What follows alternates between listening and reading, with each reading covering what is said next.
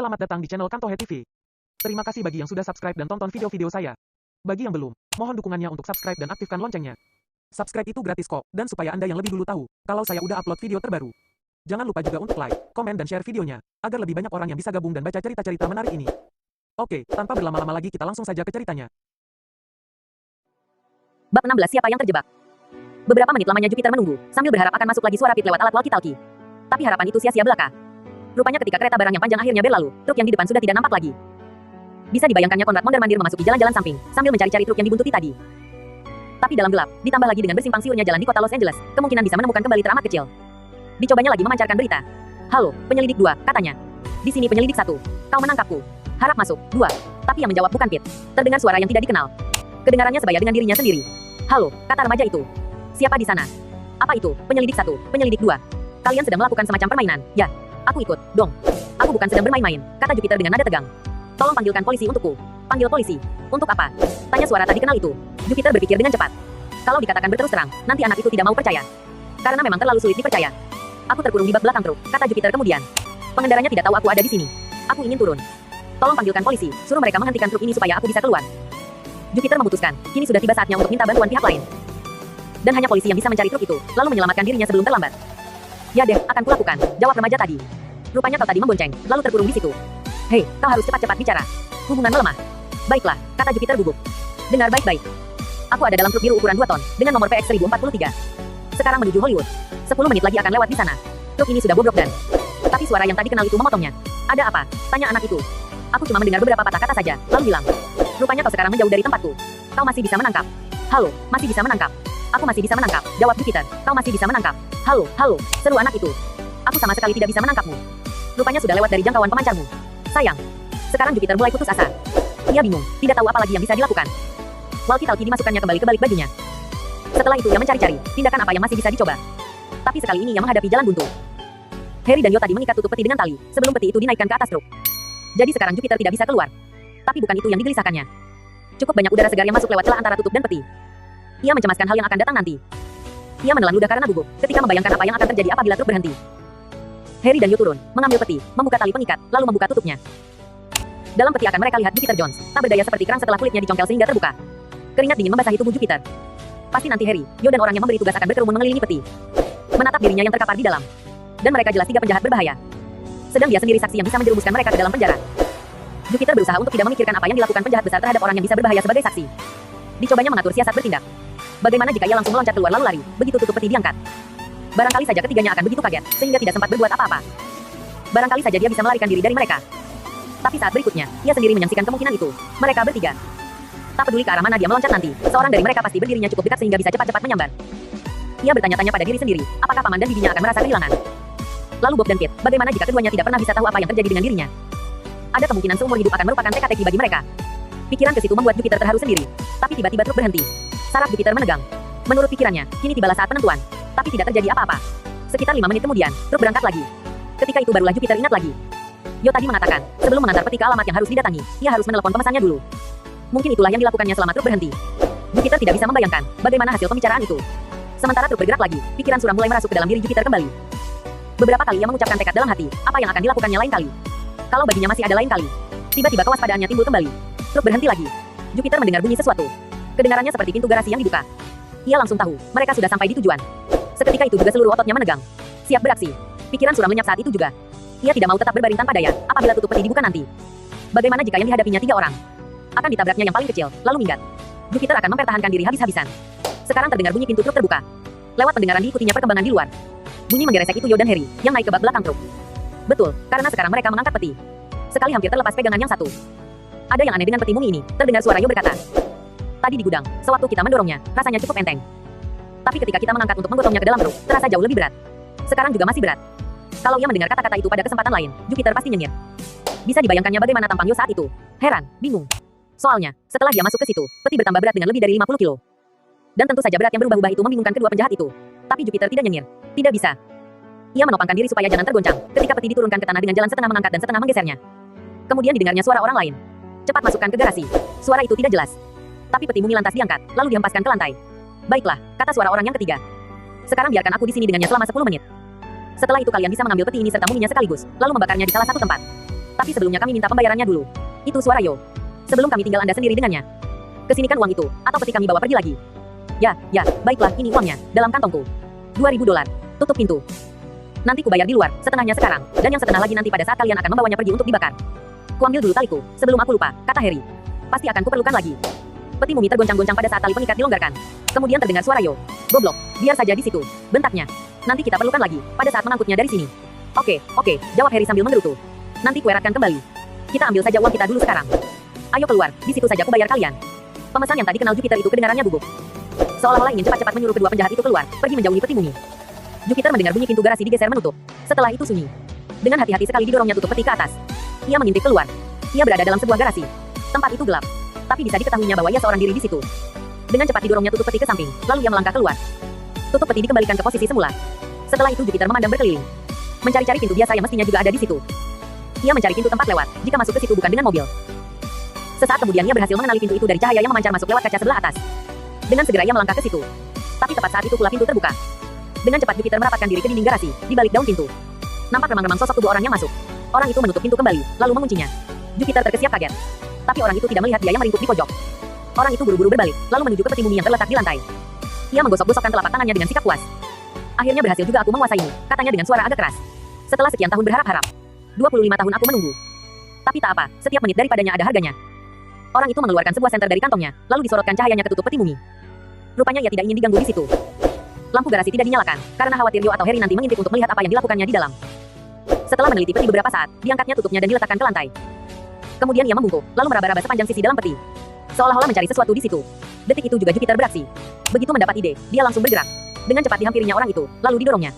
Orang itu yang sudah membungkukkan tubuh jauh ke dalam peti, sambil terjerit kaget jatuh terjungkir ke dalamnya. Tinggal kakinya yang menggapai-gapai keluar. Jupiter menyorong kaki itu, sehingga kini seluruh tubuh orang itu ada di dalam peti. Jupiter bergegas-gegas, didorong rasa cemas. Diangkatnya tutup peti, lalu dikembalikannya ke tempat semestinya. Kini pemesan peti mumi, dalang yang mengatur segala siasat pencurian mumi beserta petinya, terkurung dalam peti itu. Tapi untuk berapa lama? Jupiter cepat-cepat duduk di atas tutup peti, sebelum orang tadi pulih dari kagetnya dan mulai berusaha mengangkat tutup itu ke atas. Jupiter memberatkan tubuh. Di bawahnya tutup seperti berdansa, sementara orang yang terkurung di bawahnya berusaha keras hendak keluar.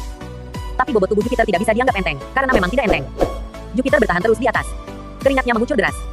Orang yang terkurung dalam peti itu menggedor-gedor sisi dalam tutup peti, sambil berteriak-teriak. Yo, Harry, kalian ini apa-apaan? Tapi suara yang terdengar dalam garasi cuma berupa gumaman tak jelas. Peti itu tertutup rapat, karena tidak ada benda yang terselip membentuk celah. Yo dan Harry yang ada di luar, pasti tak mendengar teriakannya itu.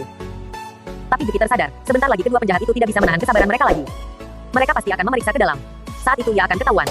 Lalu apa yang akan terjadi dengan dirinya? Bab 17 pengakuan menakjubkan. Jupiter tidak bisa berbuat apa-apa lagi. Ia cuma bisa duduk terus di atas peti, supaya orang tadi tidak kuat mengangkat tutupnya. Apabila Yo dan Harry membuka pintu garasi lalu melihat dirinya di situ. Jupiter mendengar suara ribut-ribut di luar. Ada orang berteriak-teriak, teriakan kaget berbau cemas. Bunyi tuter mobil memekakkan telinga.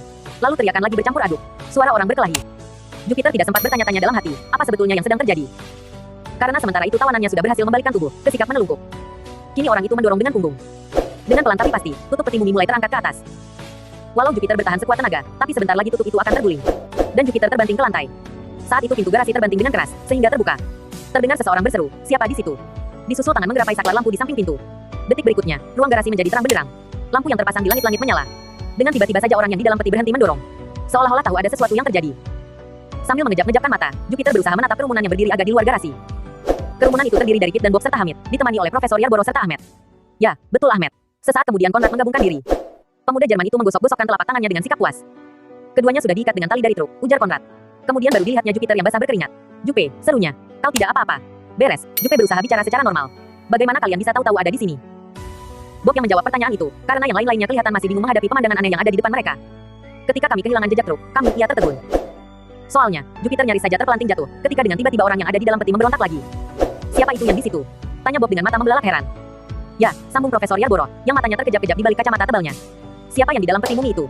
Jupiter menyeka mukanya dengan sapu tangan. Orang yang menyebabkan segala kejadian ini, 6 bulan yang lalu, katanya. Sardon, dukun peminta-minta yang mendatangi Ayah Hamid, lalu meyakinkan dirinya bahwa Orkon itu moyangnya. Sardon, yang menghendaki agar Ayah Hamid berusaha mencuri mumi. Maksudnya supaya apabila Sardon kemudian mencurinya, keluarga Hamid akan dituduh melakukan perbuatan itu. Sardon ada di sini. Seru Hamid bingung. Aku tidak mengerti. Tidak mungkin. Seru Ahmed, pengawal Hamid. Sardon ada di Libya. Nanti kutunjukkan, kata Jupiter. Kurasa kita akan mampu menahannya, jika ia berusaha melarikan diri. Jupiter merosot turun dari atas tutup peti mumi. Seketika itu juga tutup peti terpental ke lantai. Seorang laki-laki yang pakaiannya acak-acakan bangkit dari dalam peti, lalu menatap orang-orang yang ada di situ dengan pandangan liar. Dia bukan Sardon.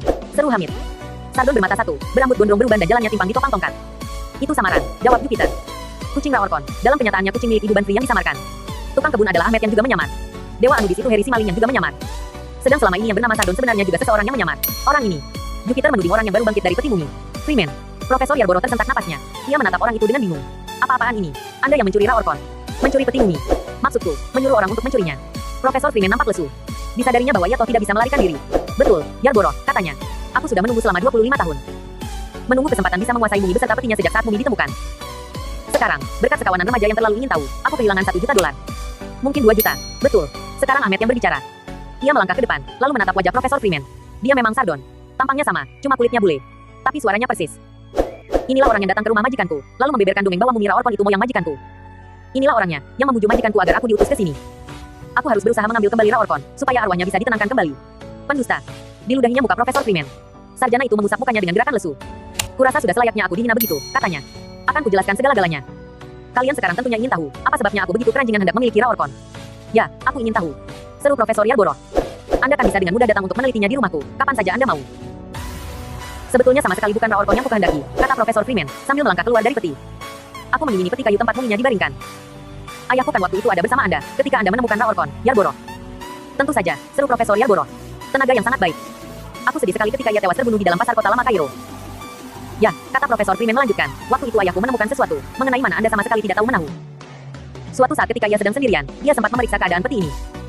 Waktu itulah ia menemukan sebuah rongga tersembunyi pada sisinya, disumbat dengan kayu. Dan dalam rongga itu, baiklah, kutunjukkan saja.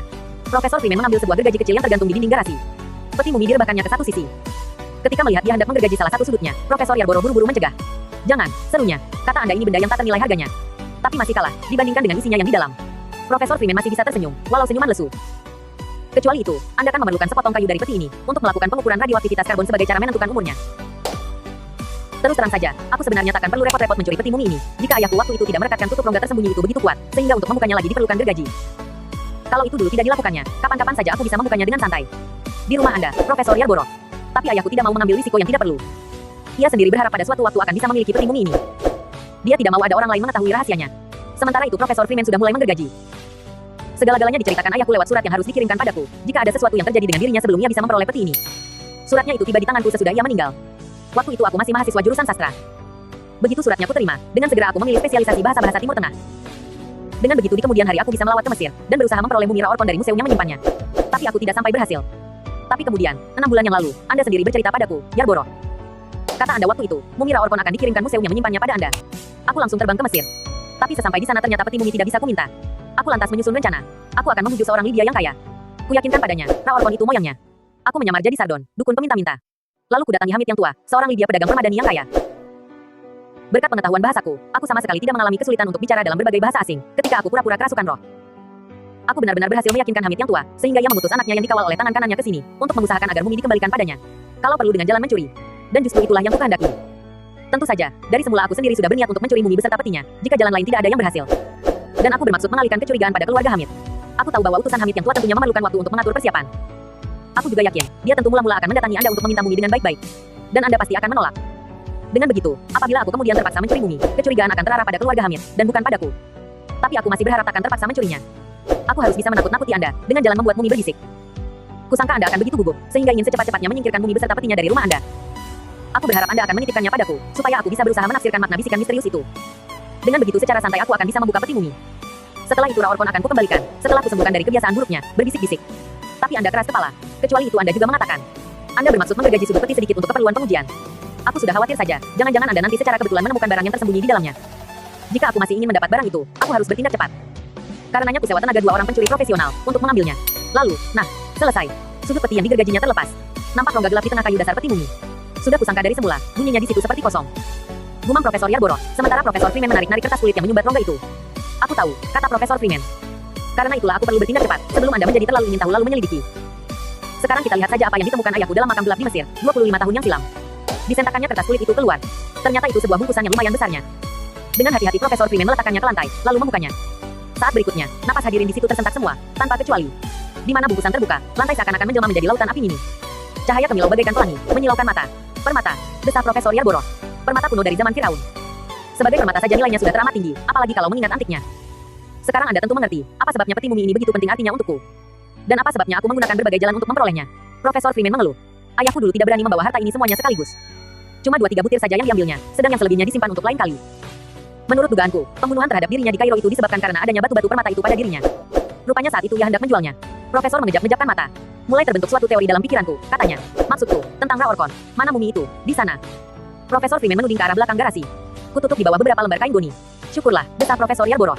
Teoriku itu, tiba-tiba ia tertegun. Tapi itu bisa menunggu, katanya lagi. Masih banyak yang harus Anda jelaskan, Freeman. Pertama-tama, bagaimana cara Anda membuat mumi itu bisa berbisik-bisik padaku? Sikap Profesor Freeman menjadi semakin lesu. Kelihatannya seperti seseorang yang sudah putus harapan. Bawa batu-batu permata itu ke dalam rumah, katanya. Di situ nanti aku akan membeberkan segala-galanya. Bab 18 Perembukan dengan Pak Hitchcock. Alfred Hitchcock, sutradara kenamaan, duduk di belakang meja kerjanya di kantor. Diletakkannya lembar terakhir laporan pengalaman trio detektif, yang sekali ini berhasil membongkar rahasia mumi yang bisa berbisik-bisik. Ia memandang ke seberang meja. Ditatapnya Jupiter, Bob dan Kit yang duduk dengan sikap tegang. Bagus, kata Pak Hitchcock dengan suaranya yang berat. Tapi rupanya beberapa kali terjadi saat-saat menegangkan, sebelum akhirnya kalian berhasil. Saat-saat tegang. Kit menelan ludah, karena terkenang pengalamannya terkurung dalam peti mumi. Tapi wajah Jupiter yang seperti bulan purnama memancarkan sinar kepuasan. Ya Pak, katanya. Jadi Anda bersedia memberi kata pendahuluan pada kisah pengalaman kami ini? Tentu saja aku mau, kata Pak Hitchcock. Tapi sebelum itu, masih ada beberapa persoalan sepele yang ingin kuperoleh penjelasannya.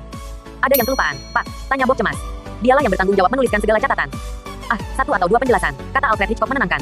Aku tidak mempersalahkan dirimu. Memang, penjelasan terasa kering apabila dibaca.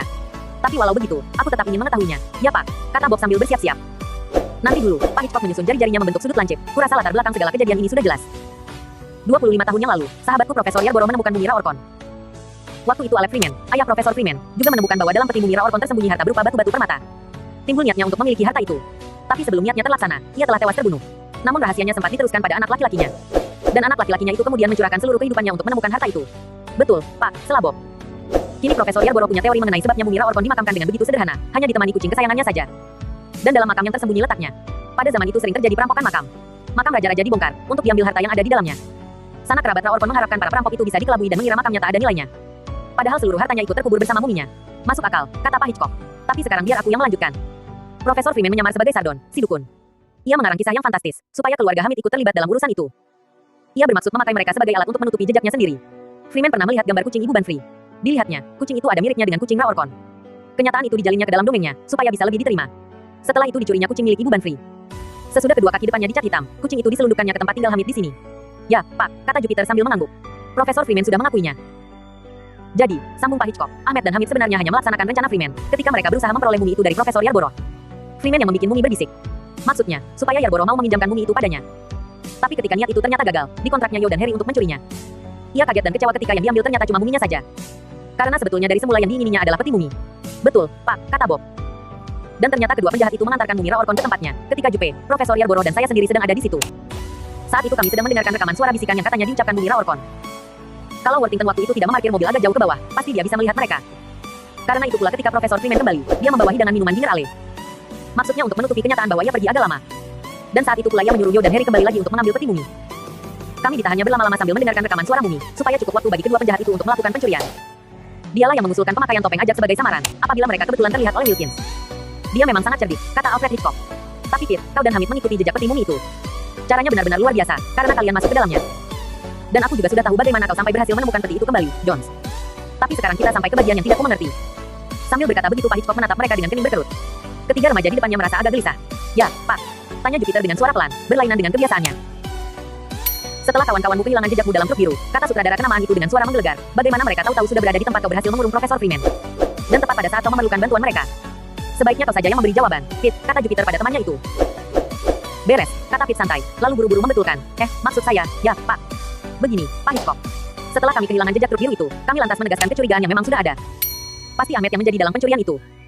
Kami lantas menjemput Profesor Yarborough di rumahnya. Lalu beramai-ramai berangkat ke tempat tinggal Ahmed. Tapi saat itu Ahmed sedang ada tamu, beberapa orang yang berminat membeli permadani. Orang-orang itu sedang minta diri ketika kami datang. Ahmed, ketika kami lontarkan tuduhan padanya, kagetnya bukan main, Pak. Ternyata dia tidak bersalah sama sekali. Akhirnya kami memutuskan, lebih baik menghubungi polisi saja. Tapi sebelum itu Profesor Yarborough masih hendak minta nasihat dari Profesor Freeman, sahabatnya. Yaitu apa yang harus dikatakan pada polisi. Lalu, jangan teruskan, gerutu Alfred Hitchcock. Sekarang aku mengerti. Kalian bergegas berangkat ke rumah Freeman. Begitu sampai, kalian melihat ada truk biru diparkir di depan garasinya. Rupanya ketika kedua penjahat yang hendak mengantarkan peti mumi menelponnya dari tengah jalan, ia mengatakan agar peti itu diantarkan ke alamat semula, karena ternyata tidak ada yang membuntuti truk. Begitu perkiraannya. Sedang keinginan Yarborough untuk menemui sahabatnya itu dulu, menyebabkan kalian tiba di situ pada saat yang tepat. Betul, Pak, kata Jupiter setuju. Harry dan Yo langsung ditangkap polisi. Ternyata mereka itu residivis yang sudah sering melakukan kejahatan. Tapi Profesor Yarborough hendak berusaha agar Freeman bisa dibebaskan. Katanya Freeman pada dasarnya bukan penjahat. Dan besar kemungkinannya kini jerah. Profesor Freeman minta berhenti dari pekerjaannya di universitas. Kalau ia bisa dibebaskan dari segala tuntutan, ia bermaksud hendak pergi ke Timur Tengah. Di sana ia hendak memanfaatkan pengetahuan bahasanya untuk kepentingan perserikatan bangsa-bangsa. Sedang Profesor Yarborough hendak mengembalikan harta Raorkon ke Mesir. Sphinx sudah kami serahkan pada Ibu Banfri. Hamid dan Ahmed sudah kembali ke Libya. Keduanya merasa lega, karena penipuan sudah terbongkar sebelum terlambat. Hamid sudah berjanji pada kami, dia akan mengirimkan permadani dari Timur Tengah khusus untuk ditaruh dalam markas besar kami. Permadani itu akan dibuatkan berpola tanda tanya kami. Ya, itulah semuanya. Belum. Tukas Alfred Hitchcock, sambil menatap Jupiter dengan tajam. Kalian belum menceritakan misteri yang paling besar dalam kasus ini. Bagaimana mumi itu sampai bisa berbisik? Oh, itu. Air muka Jupiter tidak berubah. Padahal mungkin saja remaja itu tersenyum. Dengan teknik suara perut, Pak. Persis seperti yang dikatakan semula oleh ayah Bob. Anak muda, kata Alfred Hitchcock lambat-lambat. Aku sudah bertahun-tahun berkecimpung dalam dunia hiburan. Aku tahu betul, ventriloquist tidak melemparkan suara mereka ke tempat lain, seperti dugaan kebanyakan orang. Mereka berbuat, seolah-olah sebuah boneka yang bicara. Tapi untuk itu, mereka harus berada di dekat boneka itu. Mereka tidak bisa memindahkan suara dari kejauhan. Bob dan Pete berpandang-pandangan. Soalnya, mereka menyangka para artis suara perut memang bisa memindahkan suara mereka kemana saja. Tapi Jupiter mengangguk. Betul, Pak, katanya tenang, tapi Profesor Freeman bisa. Soalnya, ia selalu berada di tempat yang jauh dari lokasi kejadian, sehingga awal mulanya saya sama sekali tidak mencurigai dirinya. Padahal kecurigaan itu seharusnya timbul. Karena dia akan menguasai beberapa bahasa timur. Jadi Profesor Freeman yang paling mungkin membuat bumi berbisik-bisik dalam bahasa Arab kuno. Tapi saya belum mencurigai dirinya, sampai saya mengetahui bahwa kucing itu palsu. Lalu timbul perasaan yang mengatakan, ada sesuatu yang aneh dalam cerita Sardon. Saya lantas bertanya-tanya dalam hati, betulkah Sardon itu pengemis, atau cuma seseorang yang menyamar jadi pengemis? Jika ternyata seseorang yang menyamar, maka orang itu tentunya Profesor Freeman. Soalnya, ayah sarjana itu yang semasa hidupnya bekerja pada Profesor Yarborough, banyak mengetahui tentang mumi itu. Lagi pula Freeman satu-satunya orang dalam kasus ini yang bisa bercakap-cakap dengan lancar dengan ayah Hamid. Lalu kemudian ketika katanya kemasukan roh, berbicara dalam berbagai bahasa asing. Deduksi yang baik sekali. Pak Hitchcock mengangguk-angguk. Tapi pertanyaanku tadi belum kau jawab. Memang belum, Pak. Sebentar lagi, kata Jupiter. Sebagai ahli bahasa yang sering mengadakan penyelidikan, Profesor Freeman sudah bisa bergaul dengan berbagai jenis mikrofon serta alat-alat perekam suara. Saya rasa Anda juga tahu, ini ada semacam mikrofon khusus, yang jika difokuskan dengan tepat memiliki kemampuan menangkap pembicaraan yang dilakukan di tempat yang agak jauh dari mikrofon itu sendiri. Dari air muka Pak Hitchcock nampak bahwa sutradara itu kini mulai mengerti. Ya, aku tahu, katanya. Teruskan, Jones. Lalu, Pak ada pula pengeras suara terarah, yang bisa memancarkan suara secara lurus sampai lebih dari 100 meter, dan cuma bisa ditangkap di satu tempat saja. Profesor Freeman punya alat pengeras suara seperti itu di balkonnya. Tempat tinggalnya terletak di lereng Narai, tepat berseberangan dengan rumah Profesor Yarborough. Jarak yang memisahkan kedua rumah itu sekitar 250 meter. Profesor Freeman merekam serangkaian kalimat, yang kedengarannya seperti bahasa Arab kuno. Lewat teleskop, diperhatikannya Profesor Yarborough yang sedang bekerja dalam ruang museumnya, dengan pintu-pintu angin terpentang lebar. Ia tahu, Profesor sahabatnya itu paling tidak suka berada dalam ruangan yang tertutup. Jadi ia tinggal menghidupkan tape recorder, lalu mengarahkan suara yang direkam ke seberang Narai. Arahnya ke suatu tempat tertentu, yang cuma bisa terdengar apabila telinga didekatkan ke mulut bumi. Biasanya ia melakukannya pada waktu sore, sekembalinya dari bekerja. Dan juga hanya jika Profesor Yarborough sedang sendirian dalam ruang museum. Kekecualiannya hanya ketika saya menyamar menjadi profesor itu. Dengan begitu timbul kesan, seolah-olah Mumi bisa mengenali Profesor Yarborough, Pak, dan tidak mau bicara dengan orang lain kecuali dia. Ketika Profesor Freeman menyatakan mau datang untuk memeriksa Mumi, tape recorder sudah dihidupkan terlebih dulu sebelum ia meninggalkan rumah. Rekaman pada pita sudah diatur begitu rupa, sehingga bagian awalnya tak berisi suara sama sekali. Setelah itu suara bisikan mulai lagi sementara ia dalam perjalanan. Lalu berhenti, pada saat ia tiba di rumah Profesor Yarborough. Semua sudah diatur, supaya tidak timbul kecurigaan terhadap dirinya. Pada malam hari Daniel memakai topeng ajab dan mencuri Mumi, Profesor Freeman sempat naik ke tingkat atas rumahnya untuk berbisik-bisik ke dalam lorong suara yang terarah ke tempat Wilkins. Ia tahu, suara itu pasti akan membuat laki-laki tua itu kaget, lalu pingsan. Jadi itu kan bisa dibilang teknik yang dipakai artis ventriloquist juga. Tapi dengan bantuan peralatan ilmiah. Menakjubkan, kata Alfred Hitchcock lambat-lambat. Jadi Sphinx sudah dikembalikan pada Ibu Banfri, Mumi sudah tidak berbisik-bisik lagi, permata akan dipulangkan ke Mesir, dan kasus kalian selesai. Aku ingin tahu, petualangan apa lagi yang akan kalian hadapi berikutnya. Ada beberapa kemungkinan untuk itu, Pak, kata Bob sambil mengambil secari kertas dari kantongnya, misalnya saja. Jangan, sutradara itu mengangkat tangannya. Jangan bilang sekarang. Jangan-jangan aku nanti sibuk berpikir-pikir mengenainya. Padahal masih ada pekerjaanku yang lebih penting. Biar saja aku nanti mendengarnya dari kalian, kalau sudah ada hasilnya. Sekarang maafkan, tapi kalian terpaksa aku persilakan pergi. Soalnya, aku betul-betul sedang banyak kerja. Sementara ketiga remaja itu berbondong-bondong keluar, sutradara itu melirik tumpukan kertas yang ditinggalkan di atas meja kerjanya. Walau tadi mengatakan tidak mau, tapi akhirnya ia berpikir-pikir juga. Apalagi petualangan berikut, yang akan dihadapi trio detektif. Tapi satu hal sudah jelas. Kasusnya pasti luar biasa. Alfred Hitchcock tidak sangsi sedikit pun mengenainya. Tamat.